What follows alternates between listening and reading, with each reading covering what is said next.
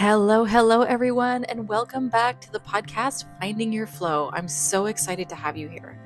So, I want to welcome you to our new season of this transformational podcast, and it's called My Intuition Made Me Do It. I'm your host, Jennifer Jane Young, and I'm here to ignite inspiration within you. I'm the author of Say Yes to Your Yes, How to Trust Your Gut and Take the Leap, and the visionary behind the School of Intuitive Leadership. I've dedicated my life to empowering individuals to trust their intuition and lead their lives from that powerful inner wisdom. Through my work as an international speaker and intuitive leadership advisor, I've witnessed the transformative power of following one's intuition firsthand with entrepreneurs and organizations around the world. This season, we're diving deep into the stories of people who dare to listen to their inner voice and take the leap. Join us as we unravel the mysteries of intuition, sharing captivating experiences that will reignite your belief in the incredible guidance within you. Get ready to embark on a journey of self-discovery and empowerment. It's time to embrace the clarity and courage that comes from trusting your intuition. So sit back, relax, and prepare to be inspired into action. Your dreams are waiting. Let's make them a reality together. All right, well, let's get going. Dom, I'm so excited to have you here. I actually just realized before we got on that we do very similar work, and I'm just really excited for people to hear about the kind of work that you do, which we'll get into a little bit more near the end of the podcast. And now I'm really curious about what you shared of what your intuition made you do and how that got you to where you are today. So why don't we just start with that initial question is, what is it that your intuition made you do? Yeah, I would say it made me really reevaluate how I was showing up in my life and leadership. And so in 2020, when we were locked down here in New Jersey, there was not a way for me to escape the life that I had created and had been avoiding, but externally was like so amazing. And anyone would tell you, like, oh, she's got her shit so together. And oh my gosh, like, she's so successful, blah, blah, blah. But internally, I didn't feel that way. So I don't know if it was my intuition, my higher self, whatever you want to call it, calling me forward to begin to lead in a different way and just to get curious and like, why am I like this? What's my problem? Where did this come from? And what contributed to me feeling the way that I feel and creating such separation between myself and others and whatnot. And then I just followed that call, and it's taken me on this really windy, interesting road of healing. Um, and yeah, it's kind of led me to where I'm at today, where I'm at the bottom of my third mountain, beginning to reimagine my career, what I do, what brings me joy, what I'm super energized to work on, all of those things. So I love this because I think there's one of the pieces that get people really stuck in following their intuition is like finding the courage to embark on this journey, which usually always involves healing. I know we're a big, like, we create a lot of space at the School of Intuitive Leadership for healing because it's like when you're stuck or when you want to up level in your life or create any kind of transformation, there's always a little bit of healing that needs to come with that. So I'm curious, like, when you started to have those intuitive nudges or that inner guidance leading you to this change, what did that feel like? How did those nudges feel? What was going on in your head, in your body, in your gut? Yeah, I think it was, I think the initial thing was just having a little bit of peace and quiet, although it was like crazy and weird and scary at the beginning of COVID. The same time, I was so distracted for so long. I was a super high performing, high functioning, depressed person, always on the go, workaholic, completely numbed out to any level of my own reality and hearing myself at all. And so when I was able to get a little bit of quiet around me and I couldn't be on the go, that's when I first started really hearing like this voice, this inner voice. And it was a harsh inner critic. It sounded like an angry dude yelling at me most of the time. And that is something that I've had to work with and befriend and get curious about. But initially it was like this little voice and a nudge. And then it became a very loud call forward. And it has evolved in the last 4 years a lot, where now it sounds more like the softest side of me and the most best friend side of me. It's not like some angry dude yelling at me anymore, for sure. Oh my goodness. I think, it's really important to highlight this piece because one, it's crazy how we don't realize what's actually going on inside until we slow down. We, like you said, we think everything's okay, we just keep pushing through, and then we slow down and we actually hear and feel what's really going on, which is why a lot of people don't slow down, right? Because it's really uncomfortable to feel that stuff. But I think the most beautiful part in what you just shared is like when you just sat with that and did some healing, then the voice became so kind and gentle and supportive instead of this angry, critical voice that was leading you forward before, which makes so much sense that that would have led you into burnout and depression and all of that stuff. Yeah. Yeah, exactly. It's almost like the little voice, the softer voice was there all along, but was scared and wasn't able to come out of the closet or like come out and be known. It Mm. was super hiding and buried under so much shit. And now it's like, oh, thank you for doing the healing work. Cause now I can like be out in the open and be who I am, who I really am inside. The vision I have when you're saying that is like if we would put a pillow on top of someone's face who's trying to speak, it's Yeah. like suffocating our Yeah. intuition. And I think so many of us do that when we don't slow down. Um, what do you feel in that change that you made? Like once you felt that intuitive nudge, you took the steps, you started moving through it. What do you think has been the most important lesson that you learned in following your intuition for this particular moment? Really to lead in faith and trust and not fear and not to like have everything figured out. I was thinking about that this morning in the shower, like, and repeating and saying my prayers. I like to do my prayers in the shower. And I just kept thinking and saying, I choose to lead in faith. And maybe I will never know and understand. And that's not my place. It's just to continue in devotion and faith. And that's it. That's it, period. So I think the biggest lesson for me has been that because I used to operate highly impatient, totally out of fear, very controlling, perfectionist, like death grip on every single area of my life. And so many things have happened in the last few years where I've had to just give it all up. And like I have no reins. And I just finished a group coaching session and they're about ready.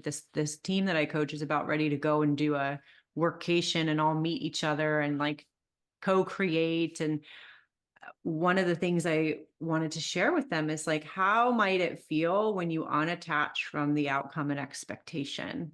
What can be created when you just let it all go for a minute in that moment and see what can be birthed from that energy instead of like, I want to do this, then I'm going to project that and I'm going to control this. Like the reality is we don't control anything. We only get to control our responses to whatever happens.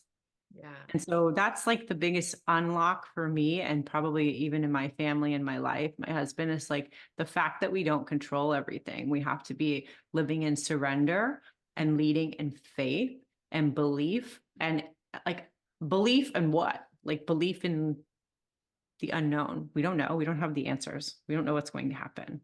A couple of years ago, I lost my house to a hurricane and we rebuilt it and we moved back into this house. So we've been in this house a couple months. And it is the most presencing exercise to move back into a house that geographically is still in the same floodplain that it's always been. Right. So I can't think about like shoulda, coulda, woulda. I can't think about like what if this and what if that. And like I have to be fully present in my day-to-day life and experience and living every single day. And so that's been like a huge level up, I think, for me.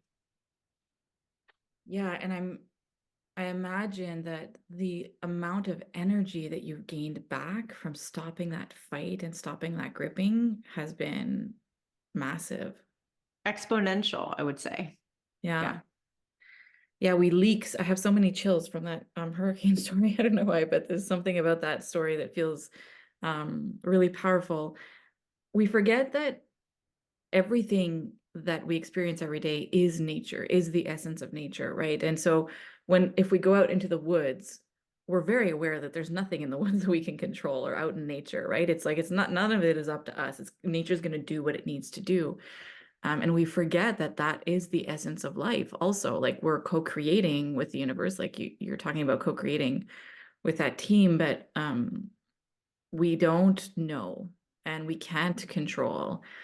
Um, and also, one of the things I share often is like what we see as possible, like the potential that our brain can see is so tiny versus what is actually available for us to experience. So Um, if we are controlling, we're actually limiting ourselves in such a huge way. Um, I like to think of it too in terms of the infinite game. Like, are you playing the game to win or lose? Or are you playing the game to keep playing? So if you're playing the game to keep playing, then yeah, you are open to possibilities, and the possibilities are infinite. yeah, And it can be your experience can be better than your head and human brain will ever be able to comprehend. And so I have to remember that because right now I'm in a hard season in life and business. And I have to remember that what I have available to experience is better than I can even get my head around. And maybe it's better than what I've already experienced, which has been pretty amazing. So for me, it's just like really understanding that and being patient and right. open. And I was also thinking about it today because it's spring here now and my property's so beautiful and I'm so aware and attuned to this. But the last time I lived here, I wasn't. I didn't really acknowledge like how beautiful it was. I didn't spend a lot of time outside. I was in my office here working all the time and Yeah. super closed off. And now when the weather is good, I'm outside and I want to start my morning outside, wrapped in the trees and wrapped in nature and everything's so green and popping. And I'm just so much more attuned to it. And before I was not at all. So it was like such a blessing that over the last 4 years, I've gone through all this crazy stuff to arrive back here with a new level of awareness, a new level of attunement and openness to receive such simple things Right. like and feel so abundant in the most simple way. Yes, and that stops us from like this constant hustle of chasing this thing that we think is going to bring us so much joy and contentment when really like the simplicity of life, the beauty of life that's right in front of us is so fulfilling. Like it's so beautiful. And when we're rushing and living in this state of stress, we miss out on life. Like we miss I can totally relate because we I just moved back to Canada last year and I'm actually moved to on a farm. So Mhm. I'm experiencing the first spring in like many years here and I'm looking at all the buds coming out and the flowers and I'm like, "Oh my God, this is incredible." And it's all happening naturally. Like no Yeah. one needs to intervene to make that happen.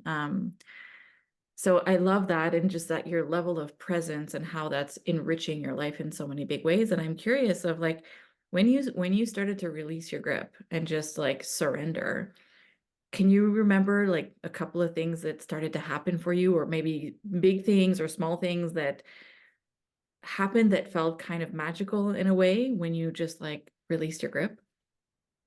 Yeah, I'll give you a really vivid example that's like super close to me right now. So for the last couple of years, up until last year, I was growing a global team and company, and we were doing recruiting.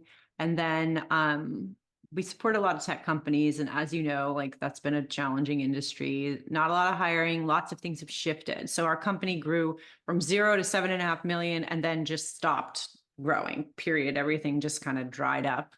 A lot of the long term engagements and bigger clients that we had weren't hiring.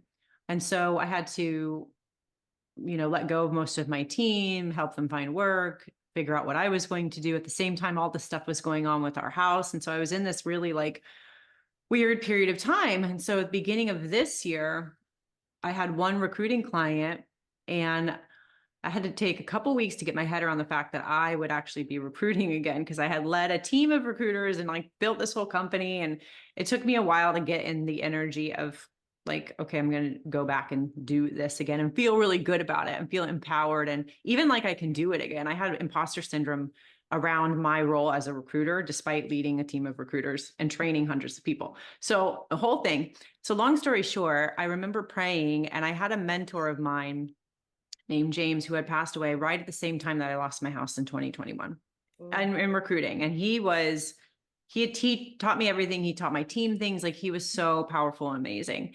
And I just remember praying and really like asking for his support and asking for him to like be my guide and help me as I begin to recruit again and like just show up for me.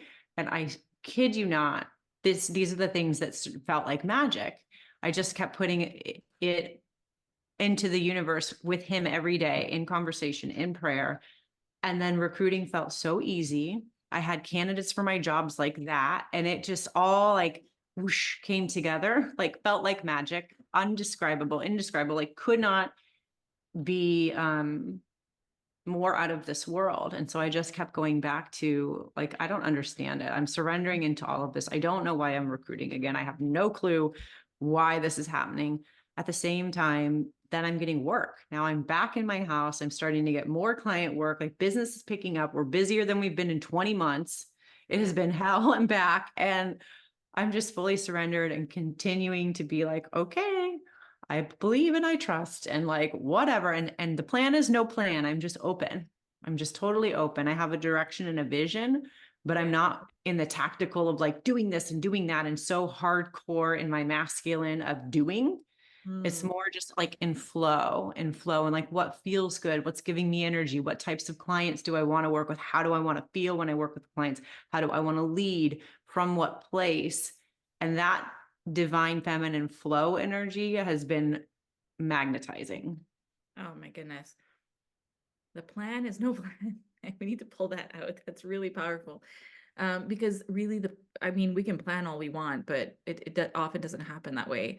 And I'm really sorry about James. That's really Yeah. heartbreaking. And I can feel that he's totally there supporting you. And I think it's really important to remember that this is not all up to us. Like, we have support all the time, and we need to be present enough to connect to that energy or whatever is out there bigger than us, Yeah. um, to ask for that help. And I know that because I often, when I go to sleep at night, I often speak with my guides also, and ask for help when there's certain things going on, or do some writing around it. And I don't think I've ever not received the support after making that request. It's really magical. 100%. And I think your prayers are always answered, even if not in the way in which you want them to be answered. So Yeah. if you kind of subscribe to that, then you're very blessed, and your prayers are always answered, but they may not look in the answer the way that you want it to be, right? And so I just always think of that.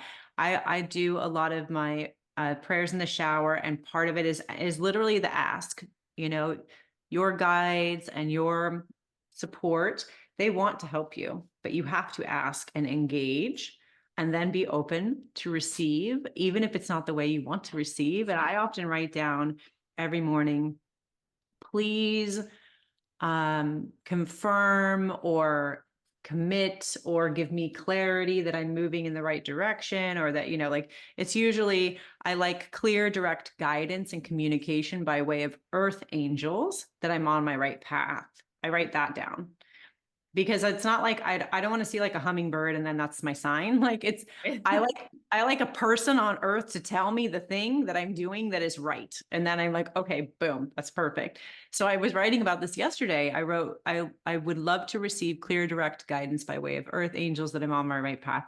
I get a text message later that day from a friend of mine I hadn't talked to in a couple of years, who I apparently was mentoring. Like, I didn't really know I was mentoring this person, but he was like, I just want you to know I look up to you as a leader. And like, he wrote all this stuff about my leadership randomly. And I hadn't talked to him forever. And I just went, thank you. Prayers answered. Like, that's it. That's it. Oh my God. I love this. So I never used to do this. And so 2 weeks ago I interviewed Deborah Kevin on this series also, and we were talking about this, and she had a similar exercise where it's called the rule of three or something like that. And if you want confirmation that you're on your right path or whatever, you say like, please show me. One of her stories was like three yellow butterflies in the Mhm. next 24 hours. And she was telling me some stories about this, and I was like, I'm going to try this. So I tried it for 2 days, and it it happened. It worked, and I had never tried something so concrete because I don't know that I like actually had the belief that I was going to get such concrete answers. But when it's aligned and it's something you need to hear, it's pretty magical. So I love that you do that also. Yeah, it helps a lot. And it's never what you expect. The things that I tend to hear and the feedback that I get Yeah. are like very random like that. It's like, oh, I would expect that from like my client who's paying me to coach them. Okay, great. But from people who you've created impact and ripple effects that you don't regularly communicate with to like drop into your DMs when you're saying prayers, like that feels really good. Yeah. Oh my God, so beautiful. I love it. Um, What do you think your life would look like today if you had not followed your intuition in that moment? If you would have just continued, pushing through how you were doing, who would Dom be today? What would your life look like? Yeah, thinking about it, I feel emotional because I don't know where I would be. I think I would probably have drug or alcohol problems. I may not be in a marriage. I may not have even been able to grow a company and learn what that feels like, that level of impact and and abundance. I think it would have been a pretty bleak existence, you Hmm. know? I don't even know if I would have been here. That's the kind of mental state I was in. Wow. Hmm. Yeah. So, I think these looking back, reflections, I do it often, and they actually terrify me also when I think about, oh my God, what would my life look like if I had not done XYZ, left the abusive relationship, like whatever it is. And it is scary. And the scariest thing is there are so many people just continuing to push through and not listen to their inner guidance, which, like you said, always leads us to something completely unknown. And that's where we have to surrender, but something so much more beautiful than what we could have ever envisioned for ourselves. Um, So I'm so happy that you said yes to your yes and you followed that intuitive nudge because I mm, think you're super inspiring. I've only known you for like an hour and I'm like feeling really touched and impacted just by your presence. Um, so I'm really happy that you followed that. And if there's someone, because the goal of this particular series of the podcast is to share these stories so that the right, like I'm sure you know this, is like the right people, the right stories, the right books always land in our life at the right moment when we need. And so I really believe that the people who are being interviewed on this series, their story is meant to impact somebody who's going to be listening to it. So if someone is listening to this and is really impacted by your story and feels called to reach out to you to connect or even to work with you, which we're going to talk about. I want to talk about that in a second. What would be the best way for them to, okay, hang on, let's backtrack. What would be a piece of wisdom that you would want to share with them first? If they're like feeling stuck, they're getting this intuitive nudge, and someone who's feeling it and not doing it, what would be a piece of wisdom you'd want to share? yeah, I would say get curious. Just get curious about yourself. And, if you're feeling this call forward or this nudge or this question, regardless of how it sounds, like mine with some scary dude, just get curious, and maybe be open to going on a little bit of a journey to figure out what comes of it. Yeah. And also that you're worth it. Like I was thinking about it last week. I had a sound bath here at my house and it was emotional for me. And I kept thinking, like, I'm so grateful to have taken the small action that I took that then led to this, to that, to this. And then here we are now in this moment. And it's so beautiful for me to feel feelings because I didn't feel anything for so long. And like, I'm so worth it. And I'm so glad that I decided to do it despite all the discomfort because it was scary. It was freaking challenging. There was a lot of, hardship in it and heartache. And there continues to be. It's not like, oh, boom, I'm healed. Everything's great. Like this is continuing to be a commitment and a devotion, right? Yeah. But I just continue to feel so grateful. Like I did the one thing that led to the other thing that led to the other thing. And it just, that's it. Yeah, it all came together. I always say it's always and only just about that one next step. It's the only thing we need to worry about, really. And not even worry about, it's the only thing we need to focus on. Yeah.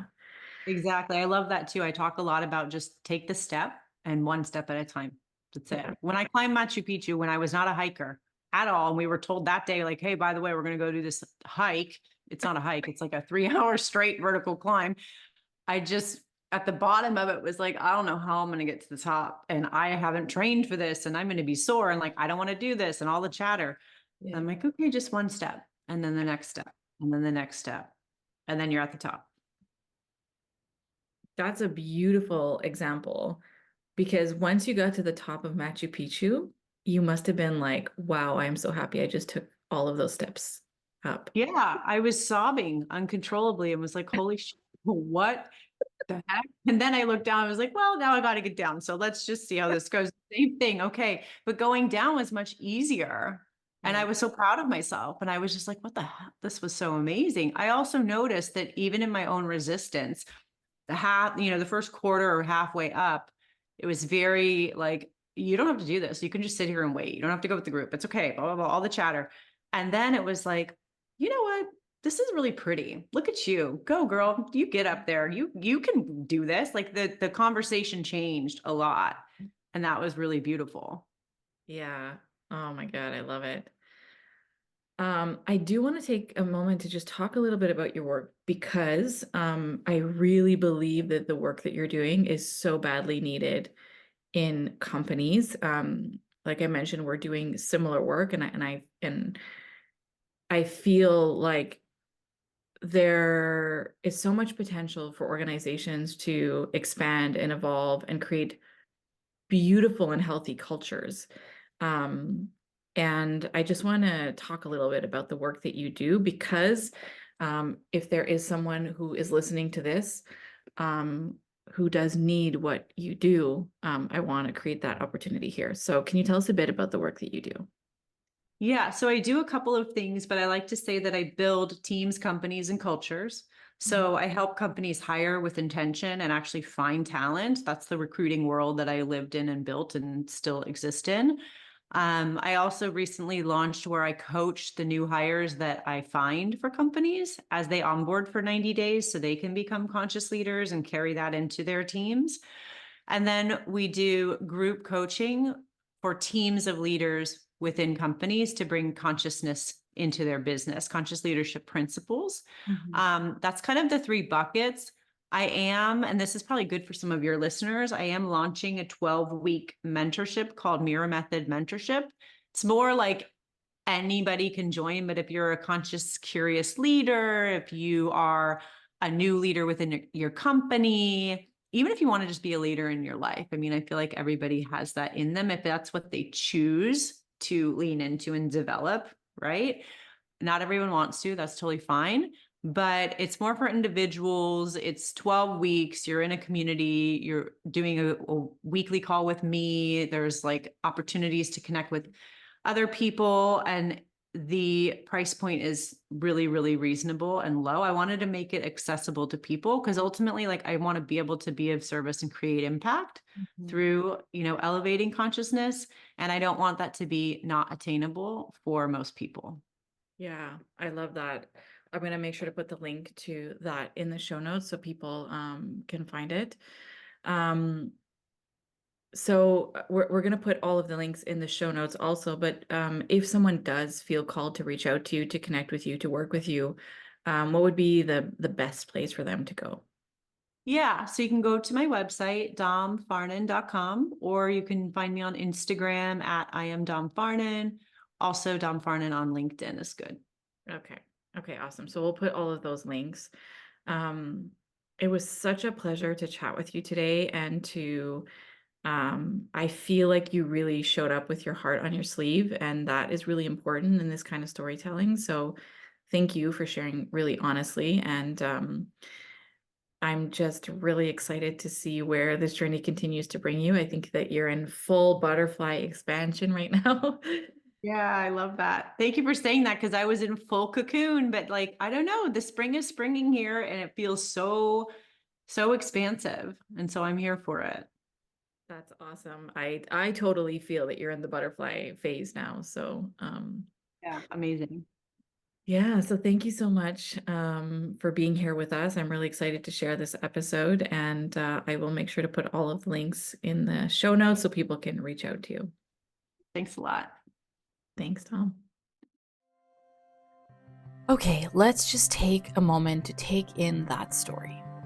My wish is that it inspires you into the aligned action that you are really ready for. You also don't have to do this alone.